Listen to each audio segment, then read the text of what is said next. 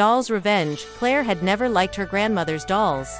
They sat in rows on dusty shelves, their porcelain faces frozen in smiles that felt too wide, eyes too bright, too knowing.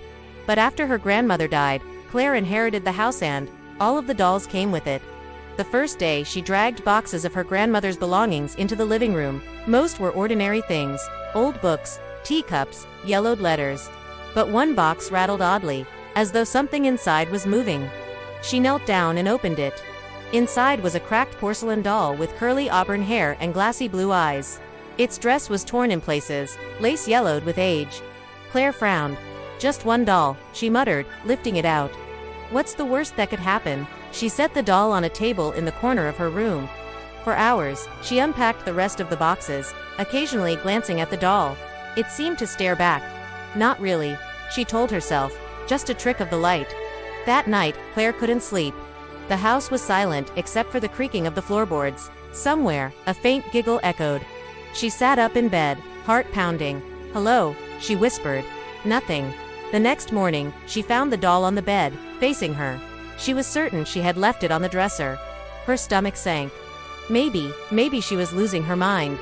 Days passed, and the strange occurrences grew. Objects moved on their own. Footsteps echoed in empty rooms. And the doll was never where she left it.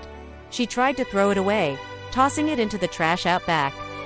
That night, she found it perched on her pillow, staring at her, a small crack now forming across its porcelain cheek.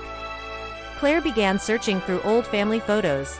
One after another showed the doll dolls like it in the background, unchanged, across decades. She flipped a photo from the 1920s and froze.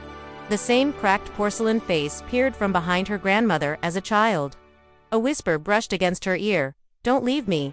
She spun around. The doll sat on the floor, tilting its head. Its eyes seemed to gleam with malicious intelligence. Panic clawed at her chest. Claire tried to rationalize. "It's just a doll, nothing more. It can't hurt me," but deep down, she knew better. One night, she dragged the doll to the attic, hammer in hand, her pulse hammering in her ears. Dust swirled around her as she raised the hammer.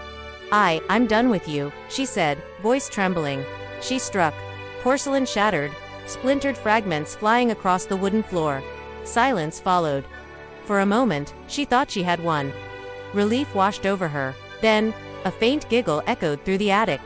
The pieces of the doll began to twitch, crawling together like a grotesque puzzle. Slowly, inexorably, the doll reassembled, cracks still visible but whole again. "You can't break me," it whispered. Its voice was soft, sweet but inhuman. "But I can break you." The room darkened. Shadows stretched and twisted unnaturally. The doll lunged. Claire screamed, stumbling backward, tripping over boxes, falling into the darkness. When morning came, the house was silent. Sunlight filtered through the dusty windows. On a shelf, a new photograph sat, unframed. It showed Claire smiling, frozen, her skin pale and glassy-eyed. She sat perfectly still, a porcelain figure. Beside her, the original doll rested, smiling. Its eyes glinted, reflecting the horror of Claire trapped inside. The house was quiet once more, waiting for the next visitor, the next unsuspecting heir. And somewhere, deep in the shadows, a faint giggle echoed. Word count, approximately 2010 words when fully expanded with detailed descriptions, dialogue, and atmospheric tension. This version is cinematic and horror-focused, and it can be adapted into a short film or read as a standalone horror story.